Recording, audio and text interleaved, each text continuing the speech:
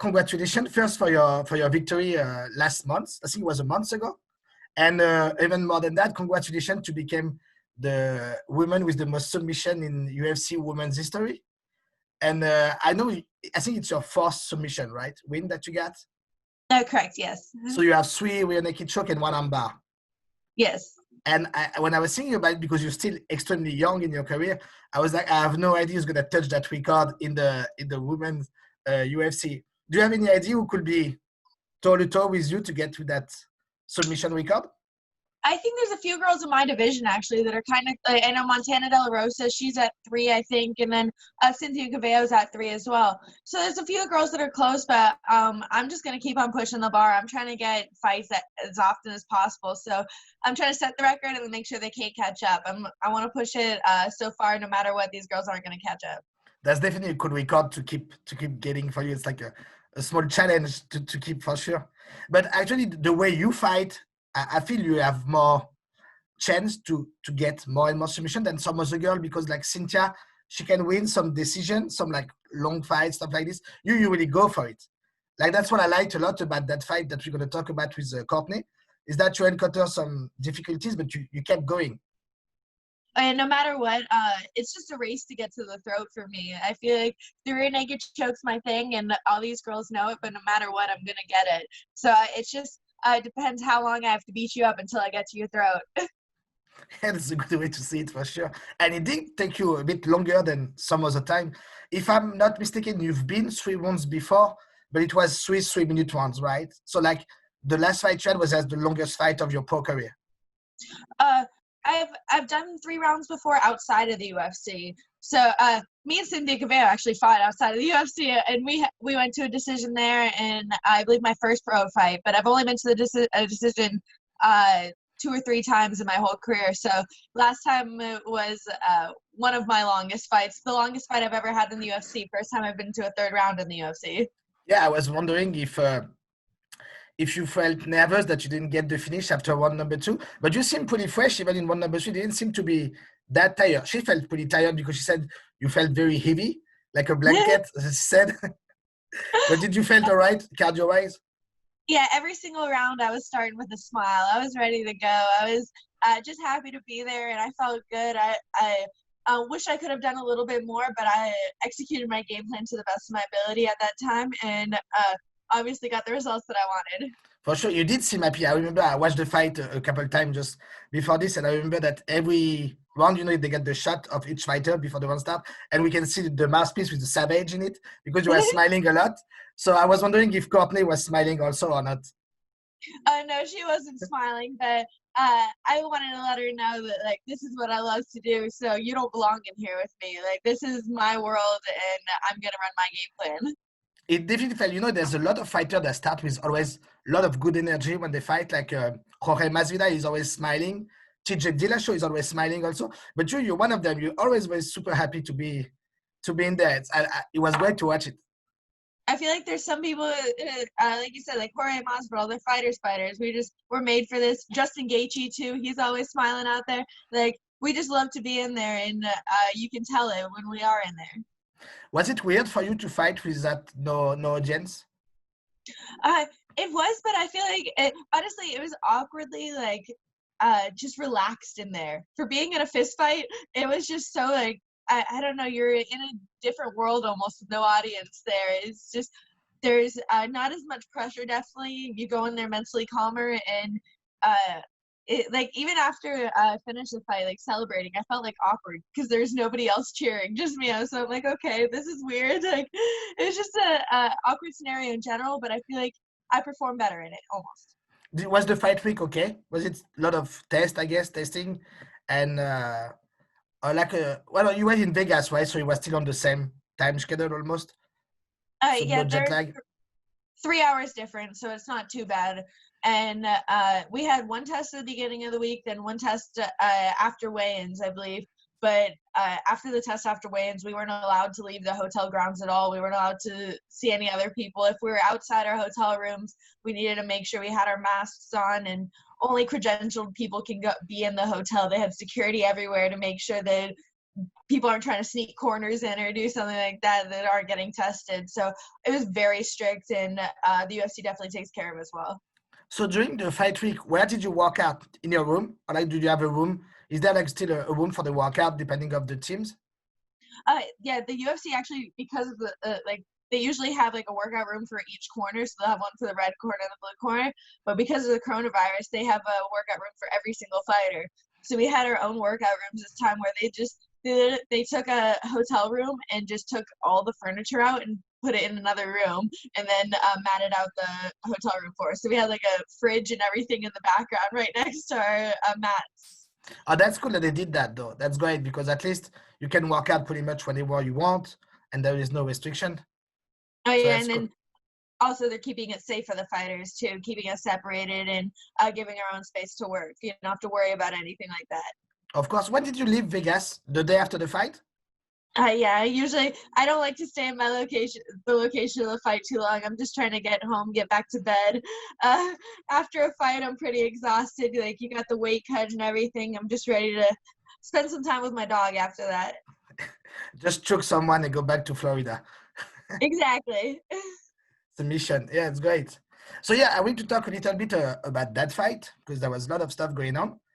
I think if I'm correct, Cortney she had like maybe 3 or 4 inch switch over you. And of course, Oh, go ahead. no, I'm saying I think it is, but I'm not sure. I think it is. And there wasn't that much striking, but we did see some improvement from your part in the striking. I wanted just to have your opinion. How did you felt on the feet against her? Because she's a pretty good striker. I guess in the moment I wasn't confident in my striking necessarily. Like right after the fight ended, like just thinking back, I was like, oh, I didn't do great. And then after rewatching it, now that I've seen how it actually looks, I definitely feel like I look better than I have in previous fights. I definitely saw the improvements that I have made, even though I could still be cleaner. Obviously, there's a lot of holes in my game still on the feet up. Like I feel like everybody knows that that's where that's not my strong point, but I'm working on it every single day with Dean, and yeah, we're just trying to make less mistakes every single day. Because I kind of felt the same thing you just said. When I watched it live, first I was very nervous because I wanted you to win. And I was like, okay, on the feet, I want to see what's going to happen here. And when on first watch, I was like, yeah, I'm not sure I see that much improvement. But when I rewatch and I had time to slow it down, watch again some sequence, I was like, oh, there's definitely some stuff, at least some understanding of how it works on the feet that were much better. Like I remember in the first one, you didn't have that much problem. I think there was only like 30, 40 seconds on the feet. And you very quickly draw like her to jab and get that 1-2, and you think you get that outside trip and get her to the ground. Yes. But on one number 2, I think I'm correct, in one number 2, she started to get into longer combination, like 4, 5, 6 punch. And I think at some point she caught you with like uppercut left hook. Because you blocked the first four shots that started by like a fake. She feigned like the left hook and went with the right hand a couple times. This you blocked, but you never saw the uppercut and left hook behind it. But what I liked about it is that you didn't stop your counter. Even though you got caught by the uppercut, you did land your own left hook and right hand behind it. I was like, oh, that's great. Not because you get caught mid-exchange, you're going to stop throwing yours. So I was like, of course, that's not where you want to be most of the fight, to get in long exchanges with someone else. But I think it's a good experience for you to at least getting more and more comfortable on this long exchange.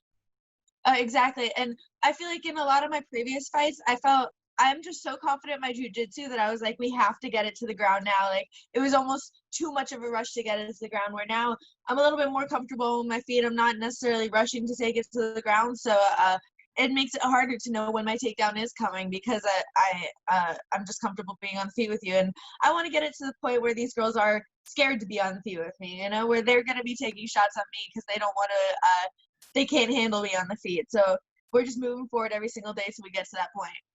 Yeah, there was also one thing that I think at least felt new for me was that you had like a good lead check hook to counter a right hand, and I think you used it pretty well in that fight, unlike the other one that I saw. But something that I like a lot is that in one number 3, as you know, you got the takedown pretty, I'm gonna say easily, but like with not working that hard to get them. She obviously kept her hands low and started to target your body. So what you did was feinting and getting some head kicks.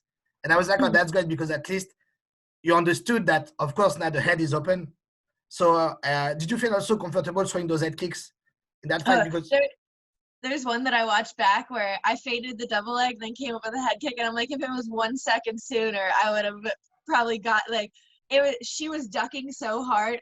She dropped her head so low because she was trying to defend the double leg, and I'm like, if I would have threw that kick 1 second sooner, it's like I said, I'm trying to make these girls scared. I'm trying to. I want to drop a girl. I want to get a knockout or a TKO. I am a submission artist, and I'm always going for the throw, but I want to be able to impress. Like, I want them to be scared no matter where they are.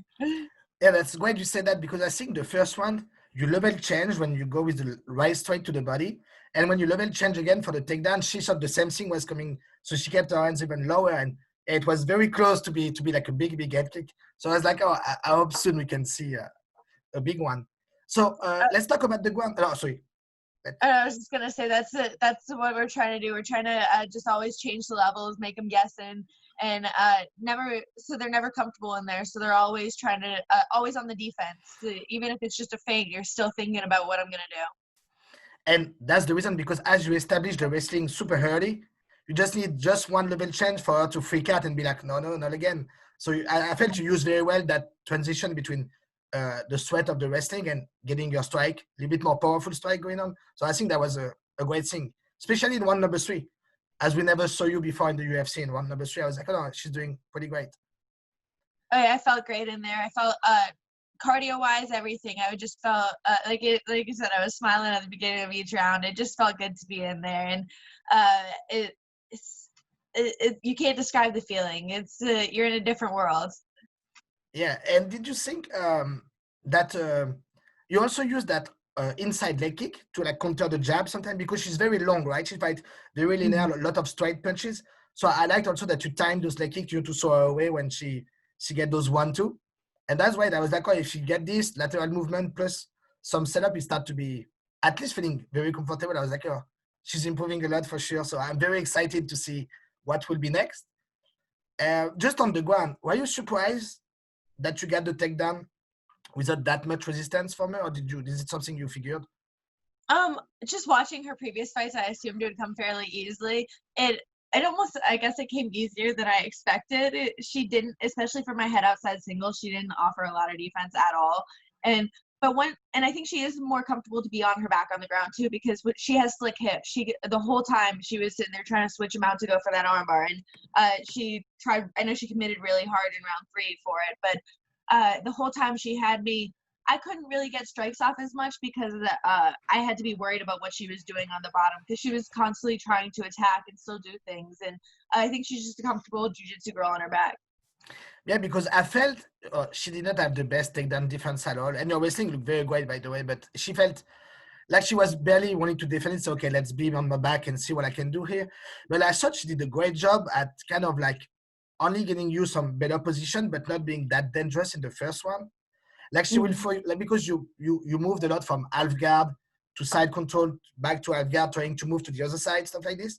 But she will follow your hips pretty well, actually. And I think, I might be wrong on this, but I think in 1-number 2, between the rounds, it's Dean Thomas who asks you to get some space and then some elbows, right? I have no idea about that part. I don't remember. I don't know. Like I said, you're in a different mind space in there, so I don't remember any of the corner bites I got right now. I haven't watched any of the video of that, but I was trying to do damage the whole time, but like I said, she was constantly switching her hips out, doing things like that, where I just felt like even when I did get caught in that arm bar, it was because I threw a big elbow, and then she switched her hips out really hard. Then she was just waiting for me to off balance myself with strikes so then she could attack. So it became more of a jiu-jitsu match than it was an MMA fight. Yeah, it's true. I think the armbar you mentioned was in 1-number 3. And something that was very hilarious for me to watch was that, so she got you in the armbar after you got the elbow. And you're right. And you said to the ref that she had the fingers inside your gloves. And you said, but you were smiling. You wasn't like freaked out, like, dude, do something. You were just like laughing. You had a big smile. I was like, oh, she's so comfortable in there. She has no panic, no, very composed. So yeah, I think the armbar was like kind of last chance to get you in. The ref, he was like, I told him, I was like, she's got her fingers in my glove. And he looked and he was like, no, she's good. And then that's when I started smiling because I was like, I can feel all of her fingers in my glove. Like, at that point, I'm like, are you kidding me? You never felt in danger in the armbar? Almost like right after I talked to the ref, she readjusted and pulled my arm in with her fingers in my glove. So it was like she was using the glove to get my arm deeper into the armbar. And she readjusted for 1 second, and second got a little bit closer, but there was no point where it hurt. There was no point where I really felt in danger. And then we reset back. I think I went back in her guard right after that. What about the finish? Can you talk a little bit about the finish?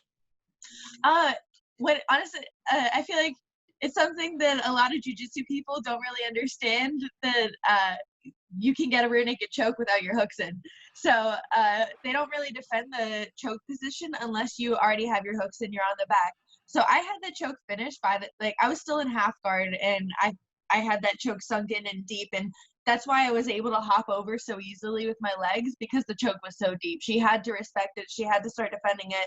And at that point, it was just too late. So I knew I had it in, like, when I was in half guard. And that's why I know there's the replay video of me, and I'm smiling, sitting there getting the choke in. And because I just knew it was over. I knew I was too deep, and there was no defending it.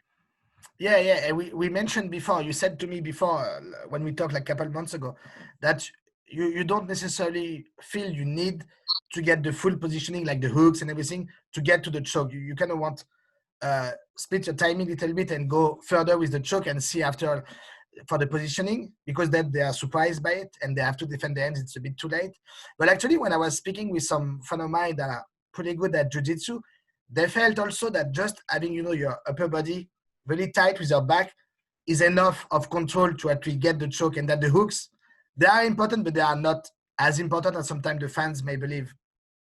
Okay, even if I get my hooks in, I'm usually letting people out. I let them escape their bottom half, because all it is about keeping my chest to their back. So that's going to be where my control is for me. And well, I know once I get that arm deep enough and I have my head in the right position, that there's really no defending. It's to a point where it's like you can't do anything. Well, that was a great finish. I was very impressed by the finish. I was like, because it was like 14 minutes into the fight, it was pretty long fight, and you made it look super easy. So I was like, yeah, that was great. Okay, and then I think it's so funny in the timing of how literally like 10 seconds before that, Dean's like, it's never too late to finish. You hear him scream it from my corner, and then 10 seconds later, the opening was just there. Yeah, you have 7 fights in the UFC. You're 5-2, and every fight has a finish. So if people want to see some action, they better watch a fight. And that's how I'm trying to keep my record. I'm trying to, no matter what, I'm going out there to kill or be killed. I'm ready to go out on my shield. I'm ready to go and just fight for a finish. Yeah, and I think in your division, actually, there isn't that many strong finishers. But there was a good finish last week from Arjan Lipski. I'm sure you liked it. Yeah, I watched it, and well, I'm looking for a matchup right now. So Arjan Lipski. Yeah, I was actually. I wanted to talk to you about what's next, and I was super surprised that you're not ranked. Yeah, I'm super surprised I'm not ranked too.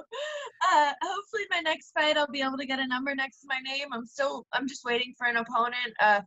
Haven't got anybody to say yes yet, but I know Mick's looking for me, so he's hoping to match me up soon. And I'm just hoping to get news soon. I want to get back in there. Because obviously, even if they don't get you in the 15 ranks, you're right there. Obviously, you beat Cortney, who I think at some point was ranked number 15. She has some good victories, and the person who's ranked number 15, you choked her out. So I was confused, and she lost her last fight. So I don't get how they do the rankings, but I have doesn't no make idea sense. how the rankings work. Literally, Courtney was ranked number 15 until like 4 or 5 days before our fight, and then they changed the rankings. So it was literally right before our fight, they just decided to change the rankings. So that's why I didn't get the number 15 spot after that fight. Is there like a timeline you would like to fight? Do you want to take some time off, or do you want to be back soon? Oh, I'm ready to be back. I want to get back there as soon as possible. They offered me a date and then got back to me and said it wasn't going to happen. So, yeah, whenever they get it for me, I'm ready. I'm like 1 week notice. I'm good to go. So So for sure you're fighting this year. Normally, if you find someone, you will see you this year. Oh, 100%. Well, hopefully 2 or 3 times you'll see me this year. Yeah, I was going everywhere. I mean, Dean knows you probably better than anyone else in that game. So, and you, Oh, yeah, he's created my style. He's made me the fighter that I am. And now that I have so much of his attention, I get to work with him one-on-one twice a day, every single day. And I just see myself excel technically. and when we watch him and we watch you, sometimes you can see some similar stuff because he was amazing on the ground too as a fighter. He was so creative. It was amazing. A lot of my game is definitely attributed to him, and it's his mind works in different ways. So it's we're ahead of the game here. He definitely has a good mind for the game, and it was very interesting to see how he approached the fighting, which was much different than some other coach or fighter I could have talked to. And yeah, I feel you're in a very good place with Dean for sure. I feel like a lot of coaches, they teach what their black belt taught them. So it's like they learn this stuff for years and years. So that's what they're going to teach their students. But Dean is creating his own style and trying to innovate the game and move it forward because it is constantly moving forward. It's such a new sport. So like you see, like John Danaher did in jiu-jitsu, where he just created a new style and nobody knew how to handle it with leg locks. So he created a team of killers because of that. And that's the exact same thing Dean's trying to do right now. Yeah, that's dope. Yeah, talking with him, it also had that. What I loved about when we talk a lot about him is that it was never important, to be like the best wrestler or the best jiu-jitsu fighter or like the best boxer. It was to be the best at MMA, so to be the best wrestler for MMA. And he was kind of one of the first coach to get that approach that you just doesn't train separately, those sport, but is to put it together. And like that's why when I say I love your striking is because the takedown you got against Cortney or even in your previous fight, it's also because the striking get better and you feel more comfortable. You can sweat a little bit with that the takedown gets easier also, I felt. Oh, exactly. And it's like, it's mixed martial arts as a sport. You got to be able to do everything at the same time. Like, I feel like watching like John Jones, he does it perfectly, where he mixes up the sport, where he's shooting for a takedown and then coming up with an elbow or things like that. And you can't just train wrestling. You can't just train striking because a lot of times things for just wrestling don't work for MMA because you're going to get punched in the face here, or things for jiu-jitsu. Like some of my good moves in jiu-jitsu I would never use in MMA because it's just they don't translate the same. Yeah, I feel, for example, Jones, even though I feel he slowed down a lot lately, but let's say when he was in his prime, he definitely wasn't the best boxer, wasn't the best kicker, but he was so good at mixing everything and he was great in the clinch. So when they ever encountered, he was always having the edge on it. So, and he made the most of his athletic skill, also being very long, very tall. So I feel Dean, he was very aware of always getting to know the fighter. He said, I cannot corner someone that I doesn't know because I don't know how to talk to them. I don't know if they are like an artist, a fighter, a competitor. You probably heard those profiles that you mentioned. And it was great to talk about this. So yeah, I hope we can see you fight a couple more times this year. Is there some fight that you watched lately that impressed you, that you liked? There's been a lot of good fights lately. Who is it? Jack Hermanson this last weekend against Kelvin Gastelum with a beautiful heel hook, so fast that I was absolutely shocked by that. Like just how fast it happened, just vicious attack. I think he did a good job at making sure that Gastelum cannot, type on the hamstring and get away. Like he could not move. He went very, very fast. Kelvin Gastelum almost looked like he was out of it. He looked like he was halfway out, and then Jack Hermanson just readjusted and had it in deep. I have a question about training. Do you still train jiu-jitsu, gi and no-gi, or just no-gi? I do primarily no-gi. Honestly, I'd say about 85% of my training is just drilling. Like, Dean is just very big on drilling, getting repetitive movements, and so your brain just gets used to it. So then when you go live, it's just natural. Your body's used to making those movements, and you make smarter decisions, so it makes going live easier. So yeah, I train gi and no-gi occasionally. I don't. It's mostly just, like I said, it's mostly drilling. And if I'm training gi, it's more of like post-fight playtime. Like I have fun in the gi, but I never really train it during camp. And talking about jiu-jitsu, you were supposed to have a contest in Submission Underground 12, I think. Like maybe July 12 it was anyway. I forgot the number. But so it got canceled because you had to stay in Florida, I feel. Oh, yes, correct. Because Dean tested positive for coronavirus, the UFC had called me and told me that I should quarantine for 14 days just in case. And so I wasn't able to leave the state. And but we rescheduled that hopefully for August 30th, as long as I don't get a fight around that date.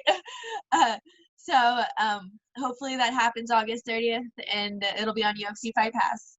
Yeah, and I have a question from someone that really likes you, a big fan of yours called Christian.